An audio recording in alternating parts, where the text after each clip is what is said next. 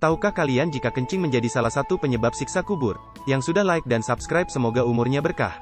Amin. Rasulullah senantiasa mengabarkan umatnya agar berhati-hati dan menghindarkan diri dari perkara yang menjadi penyebab siksa kubur melalui hadis-hadisnya.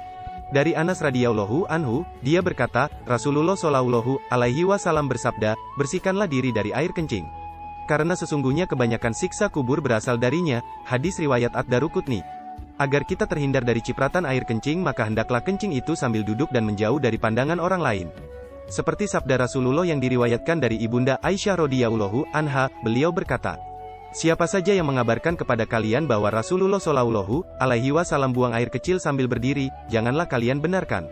Beliau tidaklah buang air kecil kecuali sambil duduk. Hadis riwayat An-Nasai dan At-Tirmidzi serta Ibnu Majah.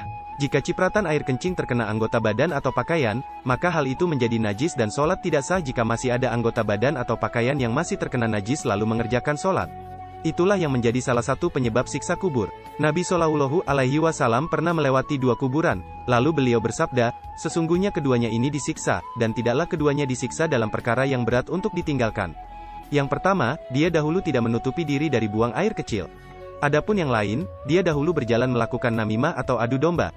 Kemudian beliau shallallahu alaihi wasallam mengambil sebuah pelepah kurma yang basah, lalu membaginya menjadi dua, kemudian beliau shallallahu alaihi wasallam menancapkan satu pelepah pada setiap kubur itu. Para sahabat bertanya, wahai Rasulullah, kenapa Anda melakukannya? Beliau shallallahu alaihi wasallam menjawab, semoga Allah meringankan siksa keduanya selama pelepah kurma ini belum kering. Hadis riwayat Bukhari dan Muslim. Di dalam hadits lain Nabi Shallallahu alaihi wasallam menjelaskan penyebab keringanan siksa kubur itu adalah syafaat beliau Shallallahu alaihi wasallam. Beliau Shallallahu alaihi wasallam bersabda, aku melewati dua kuburan yang penghuninya sedang disiksa, maka aku suka agar siksa keduanya diringankan selama kedua pelepah kurma itu masih basah. Hadis riwayat Muslim. Hadits di atas juga memberikan faedah agar menutupi diri ketika buang air, baik dengan masuk kamar kecil, atau jika berada di tempat terbuka dengan menjauh dari pandangan orang. Wallahu a'lam bishawab.